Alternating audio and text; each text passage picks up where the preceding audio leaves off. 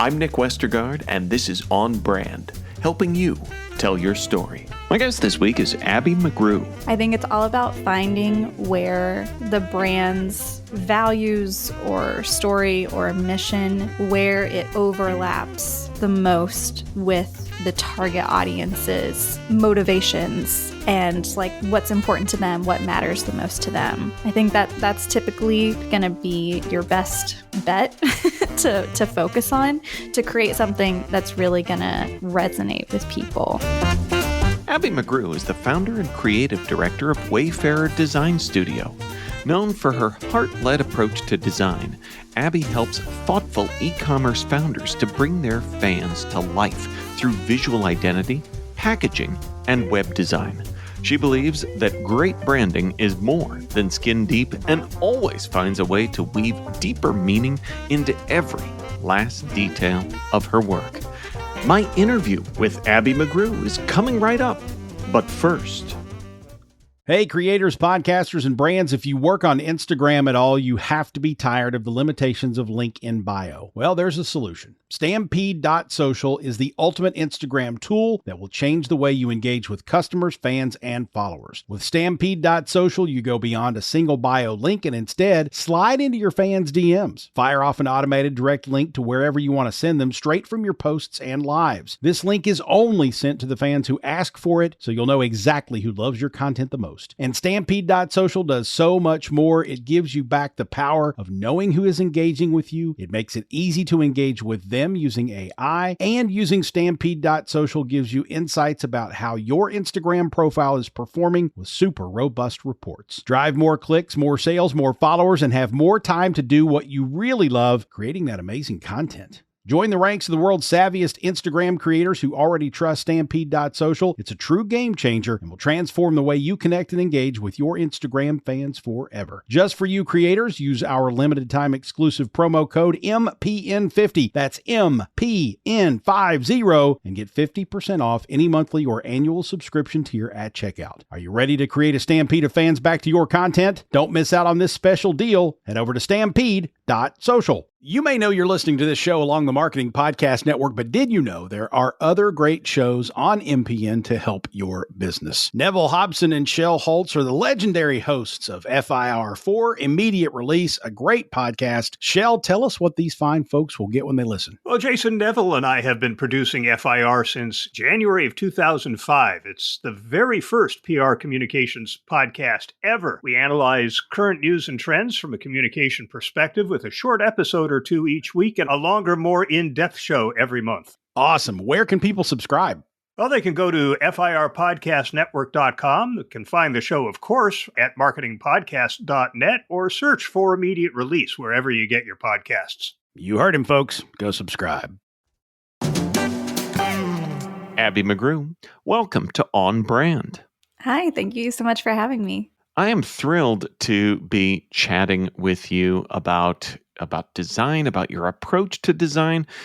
Tell us about what it means to have a heart-led approach to design. Yeah, so I'm always, a person who loves details and, the meaning behind things just naturally, I think, as a designer. So for us, that's really what we try to prioritize, and I guess what we're known for, because ultimately there are new brands popping up everywhere. It seems nowadays, like every day there's a new brand and competitors popping up. And so for us and our clients to really stand out, we want everything to be designed intentionally and there to be a meaning and some kind of story behind it. And I especially believe that now with, their trends come and go, and there are so many different, competitors out there. How in the world are you supposed to stand out? Your story as a founder and, why you created this product or started the business, that's always going to be unique to you. And so I think for us, heart-led design or a heart-led brand is one that really tries to make that story or those like core values that really set you apart bringing that to the forefront and building a brand around those ideas or themes, and not letting, just the aesthetics or just like what's trendy right now be the focus, right? Letting the story and the deeper meaning or the values be the focus. That's fascinating to think about there. And we talk a lot about story here on the show. It's actually in the first few words of the podcast introduction itself. But I've never really dug deep on the role story plays in design. Say more about that, about how you as a designer uh, either work with brand builders on establishing their story, or how you get the baton of a brand story and utilize that as a design input. Yeah. Yeah, I think there are lots of ways that we try to like sprinkle a story throughout our work. If it's helpful, I'll give an example of like a client and how we wove their story into it. Absolutely. I don't know. I think examples are always the most helpful, No, right? So go ahead. Yeah. Yeah. So we worked with a couple who is starting a brick and mortar retail store, and they're minimalists. They've lived a very minimalist lifestyle for a long time, and they have a kid. And so, yeah, they're just trying to start this store that specifically focuses on minimal kids clothing and goods and toys and all of that. So we wanted to try and find a way, like, what kind of story can we tell? Because at face value, when we, ask them like, what's the problem that you're solving? Why are people going to want to come into your store? And it's like, well, they just like the way the clothes look, right? But that's not a very strong selling point or a way to differentiate yourself. And so we really, in the beginning of our process, we do like a discovery call / workshop where we ask a bunch of questions and try to get to the root of like, what are you really trying to do with these products, with this business? How does it relate to like your personal life or your personal story that maybe your customers can also resonate with? And so some things that we found with them, we tried to get to the bottom of like, why is having a minimalist wardrobe for your kid even like beneficial? Like what's that really helping? And we kind of got to the root of it. Like, okay, well, your kid's closet's going to be less cluttered, but why is that important to them? How does that help their everyday life? Well, maybe their kid can dress themselves in the morning, or you're not going to have to spend so much time trying to find an outfit for your kid to wear because everything goes together, or there's less options. And then, okay, well, why is that important? What does that mean? And then kind of at the end, we got to, if you're spending less time getting your kids ready in the morning, that gives you more time for family time, to like eat breakfast together, to have some playtime before they go off to school, like precious moments that you might be missing out on because of all the hustle and bustle of like getting kids ready, trying to pick out clothes. And so that's a more meaningful story that we can try to tell through the branding. So one of their logos that we created, conveniently, their initials for the brand were MM. And so we used those letters and made the like humps of the M kind of form a little family icon, 2 humps for the parents and 2 humps for kids. You'd have to like go to our our Instagram or something to see what it looks like. But yeah, that's a way that we tried to like communicate that story of like, it's about cute clothes, but it's also about family time, and trying to communicate that through the design. And then also we tied in some personal stuff for them too. One of the owners had a background in architecture, and so we ended up creating some icons that created their brand initials M's out of like kids building blocks. And of course, building blocks are like the most minimal, I feel like, kids toy that you could have. Very simple, very recognizable, but also the thought of like using building blocks, creating these little buildings tied into the founder's background in architecture too. So that's a little personal way to weave in their own story as well. So I hope that's helpful to hear an example. But yeah, just trying to pick up on those like little moments as they like, explain to us, like, this is what this business is, this is my vision for it, but this is also like the root of why I wanted to start it to begin with, trying to pick up on those little meaningful moments and see how can we incorporate that into the brand. And maybe not everyone's going to like instantly see that logo and like understand the full story, right? But when you merge that with, their marketing and their messaging and everything, it all comes together and gives like the full picture, right? And that's stuff that people can grab onto and really connect with. I love that story about a story. That's a little meta, but I love that because I was sitting here as you were saying that, and I was drawing the little humps of an M myself, and can see it, and that's a lot of fun just to be able to do. But in thinking through this, boy, the way you talked about the role that story plays in visual design, I think, to me, I'm surprised this has not come up sooner on the show, because it connects a lot of dots, because because story is such a strong part of how we see the world and move through it. And the visuals that we are provided with in life also. But when you combine those two, it's a pretty potent connection. So how can we make sure that these dots in the brands that we build end up connected? Yeah. I think that it's hard. It's hard sometimes. That was not a softball.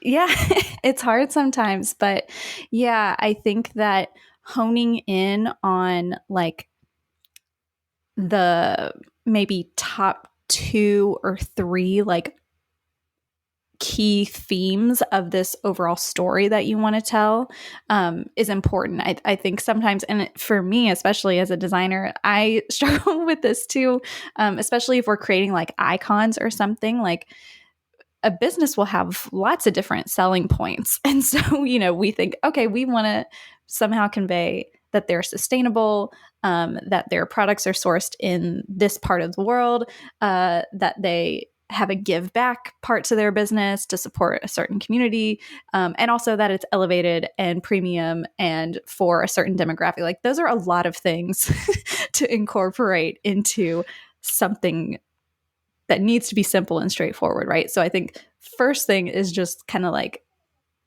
filtering out maybe like what are the most important parts of the story to be telling, and just kind of focusing on those. For our process, I feel like a lot of times we start by trying to cram everything in as many different ideas as possible, to kind of start with, and then we strip things back. Then we have to kind of review and ask ourselves, okay, what parts of the story are feeling just like too cluttered right now, or maybe just aren't coming across as clearly, and just slowly start taking things away so that then it all becomes more clear. I hope that makes sense, but at least that's typically our process for making sure that the story ends up coming across well, and is straightforward without feeling like a hot mess. I love that last part there, because that's the real trick. Because it seems like, especially with design, it's easy to get into that slippery slope that we find ourselves in as brand builders of the more is better. And I always say sometimes more is just more. So any tips for zeroing in on the thing if you're someone that is clinging to everything and wanting to make it a part, all the elements a part of what it is that you're working on, of zeroing in on what that is? I think it's all about finding where the brand's values or story or mission, where it overlaps the most with the target audience's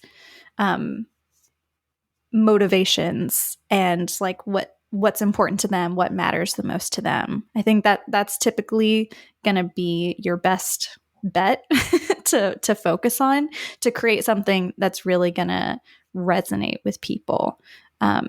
Right. So yeah, doing a lot of kind of research into the audience, really thinking about what their priorities are. Yeah. And where those kind of overlap, or just what their personal story is. I think that as well. Like if the founder of a business, you know, struggled with certain things, had a specific problem, right, in their own life, and that caused them to create a product, and their target audience likely is struggling with that same problem, then yeah, you want to make sure that you are communicating that story, that specific part of the story to them so that they can feel seen in the branding, and therefore know that, oh, this is something for me. On Brand will be right back after this. As a person with a very deep voice, I'm hired all the time for advertising campaigns. But a deep voice doesn't sell B2B, and advertising on the wrong platform doesn't sell B2B either. That's why if you're a B2B marketer, you should use LinkedIn ads. LinkedIn has the targeting capabilities to help you reach the world's largest professional audience. That's right, over 70 million decision makers all in one place. All the big wigs, then medium wigs, also small wigs who are on the path to becoming big wigs. Okay, that's enough about wigs. LinkedIn ads allows you to focus on getting your B2B message to the right people. So, does that mean you should use ads on LinkedIn instead of hiring me, the man with the deepest voice in the world?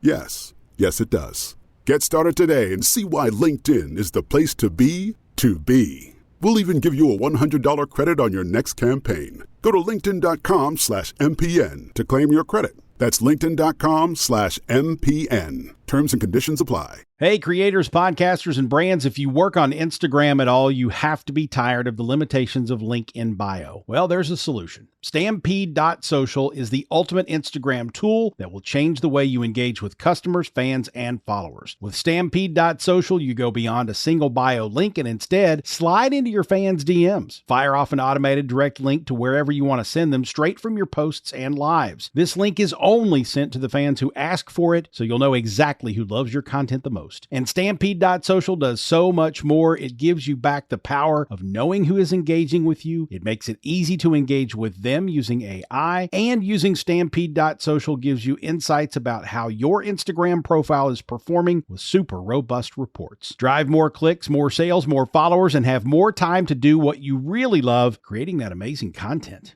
Join the ranks of the world's savviest Instagram creators who already trust Stampede.social. It's a true game changer and will transform the way you connect and engage with your Instagram fans forever. Just for you creators, use our limited time exclusive promo code MPN50. That's MPN50 and get 50% off any monthly or annual subscription tier at checkout. Are you ready to create a stampede of fans back to your content? Don't miss out on this special deal. Head over to Stampede.social. Now, back to the show. So I wanted to follow up with a question about you and your brand. I was reading something online about the name Wayfarer, which I love. I'm a fan of the Ray-Ban sunglasses. That's what I always think of. But it occurred to me, I'm not exactly don't know what it means, and you have woven that into as a symbol of your brand. Would you share that story? Yeah. So it's funny because the whole story of me deciding to be an entrepreneur and start my own design studio is kind of intertwined with my love story, I guess, because whenever I went to school for design, I was about to graduate from college with my design degree, assumed that I would just go and work at an agency somewhere or like for a magazine or something. That was my plan. But my then boyfriend got an offer to go play professional basketball overseas, like the month before we were supposed to graduate. And so very quickly he said, hey, you want to get married and come with me to go live in Australia right after graduation? And I just said yes. And so it was really exciting, but it kind of messed up my career plans. But we left, and yeah, it's just been this amazing adventure. This past year has been our 7th year of traveling and living abroad for his job. But that was the whole reason why I started freelancing and ended up starting my own design studio, because I wanted to travel with him and have that, freedom to work from wherever we went. And yeah, freelancing, having my own business was kind of the best way for me to be able to do that. So the name Wayfarer, which means a traveler, obviously it kind of comes from the fact that I started the business so that I could travel.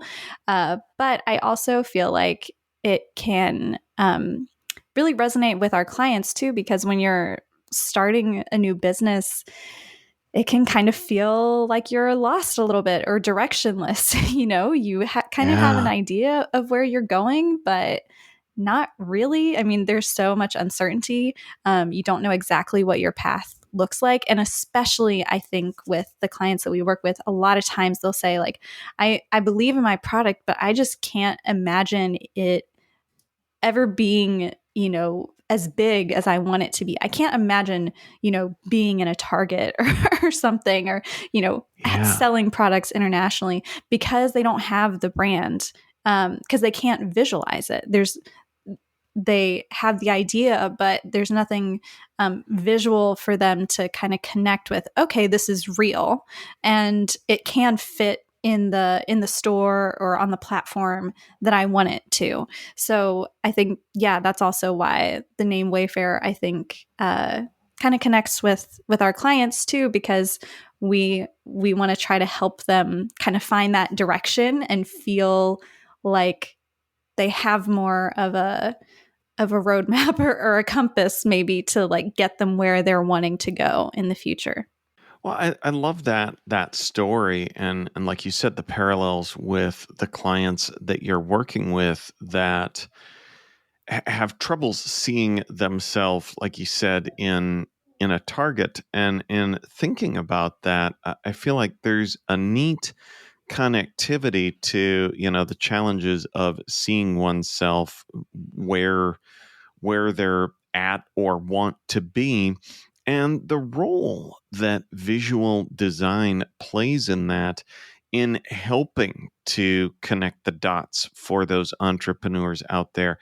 Uh, Do you, I mean, that's certainly also not an easy question, but in the role that visuals play in defining how brands are moving through the world, what does that role look like in terms of I keep thinking with Wayfarer, it's almost like way finding through all of this too, and how you're helping the brands that you serve do that.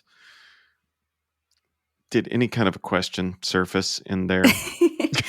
Yeah. Well, I think that ultimately with branding or with visual design, a lot of it is subconscious. And I think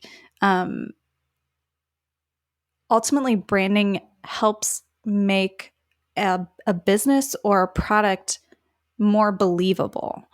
It's about building trust, right? And I think, we automatically, if we walk into a store, we can look at a shelf and you can tell just by the style of the packaging or the label, we can tell which products are more premium and like at a higher price point, and we can tell which ones are the cheaper option, right?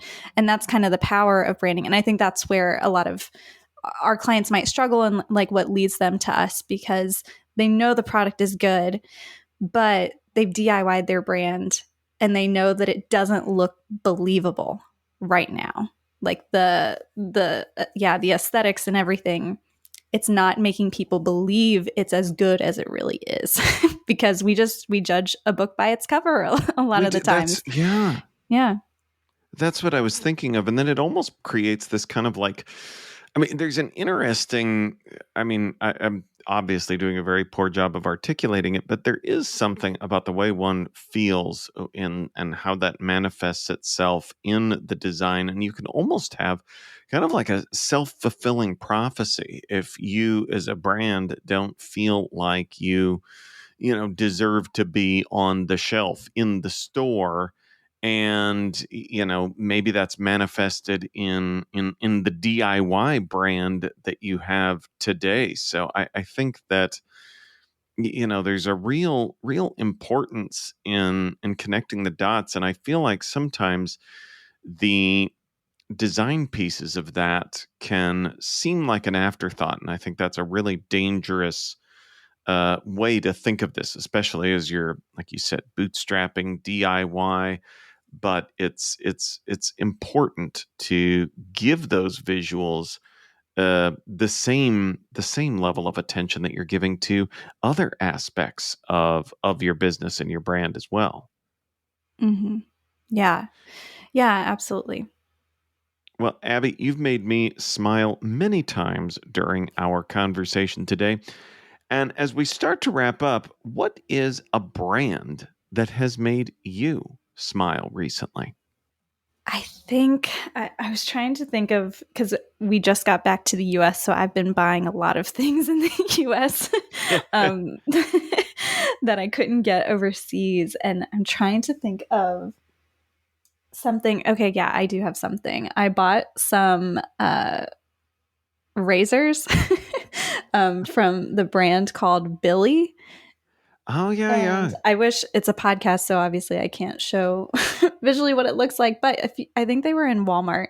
If you go in Walmart, when you open the box, they had this like really cool die cut, like a wavy die cut line when you open the box. And it's just, those little things that are like a moment of surprise, something unexpected when you like open up a box with the product that just makes you smile. And of course, as a designer, I appreciate anytime that a brand put a little bit of extra thought and like money into their packaging experience just to create that moment, Oh, absolutely. And that's a great example, and another connection back to earlier in our conversation when you were talking about finding those meaningful moments and doing something and creating that moment of surprise.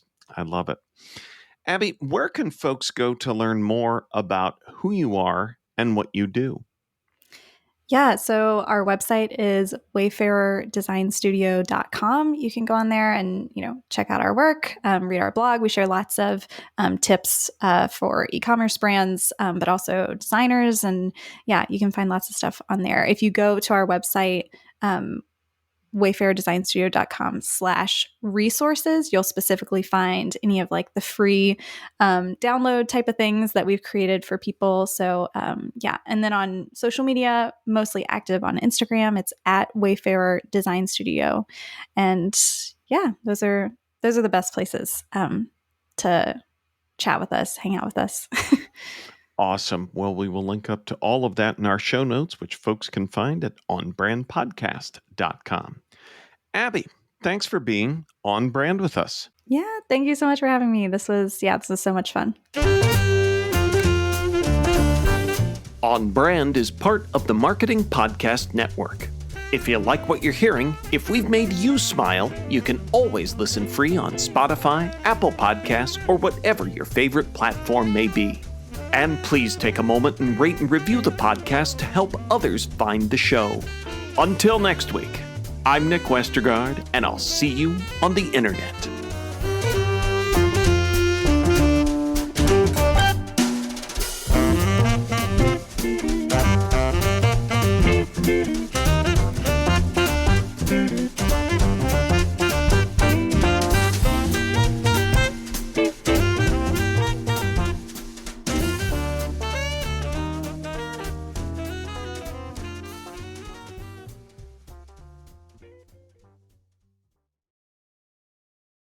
This podcast is heard along the Marketing Podcast Network. For more great marketing podcasts, visit marketingpodcasts.net.